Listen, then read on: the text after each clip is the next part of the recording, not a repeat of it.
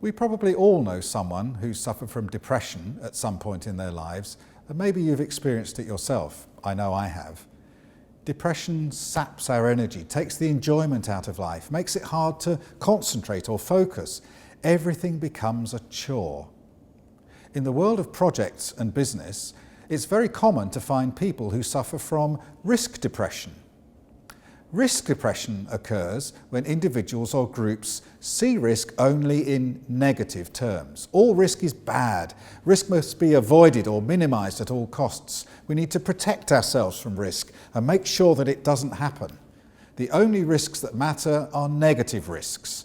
Risks that could cause delay or increase cost or cause accidents or damage reputation. To the risk depressed, all risks are threats. Faced with a risky future, pessimism seems to be the natural response. Although this view is very common, it's wrong. Not all risks are bad. All risks are uncertain, and all risks would affect achievement of objectives if they happened. But some uncertainties might actually be helpful if they occurred. Imagine an uncertainty that, if it happened, would result in us saving time or saving money, like a supplier reducing their prices, or us getting fewer objections to our planning application.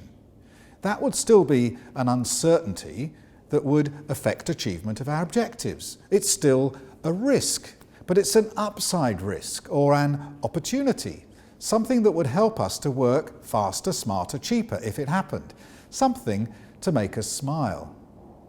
But risk-depressed people are so focused on negative, downside risks that they don't recognise positive, upside risks or opportunities. This can be really worrying and demotivating. If you list all the things that might go wrong on your project or in your business, some people might even feel like giving up altogether. The mindset of prevent and protect also inhibits innovation and creativity as we take a defensive position, playing it safe just in case something goes horribly wrong. But every cloud has a silver lining. The truth is that risk is a double-sided concept, including both downside and upside, both threats and opportunities. This view of risk is found in ancient cultures who believe that life is a balance between good and bad, positive and negative, light and dark, life and death, opportunity and threat. It's only fairly recently that our view of risk has become limited to bad things. Fortunately, this is changing.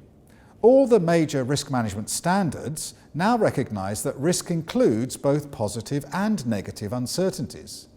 Many professional bodies now include opportunity management as an integral part of their risk process. Leading risk practitioners are adopting this broader approach in their thinking and practice, and major organisations right around the world are discovering the benefits of a combined risk approach that aims to maximise opportunities as well as minimise threats. So if you or someone you know is risk depressed, there is hope. The world is not as bad or as threatening as you fear. Of course, there are uncertainties that could cause problems if they occurred, and we do need to identify and manage those downside risks and minimise their effects on our projects and businesses. But there are also good risks, upside risks, opportunities, uncertainties that could help us to achieve our goals. And we need to find those too. When we extend our risk process to include both threats and opportunities, our risk depression will lift. The future won't seem quite as scary, and we can go forward with confidence and with a smile. You've heard a little about one of these risk ailments, but in fact there are 10. To explore this ailment in greater detail, why not invite me to speak at your conference or in-house event, or read my book, or engage the Risk Doctor Partnership for consultancy support. The other risk ailments are introduced in the rest of the videos in this series, with full details in the book.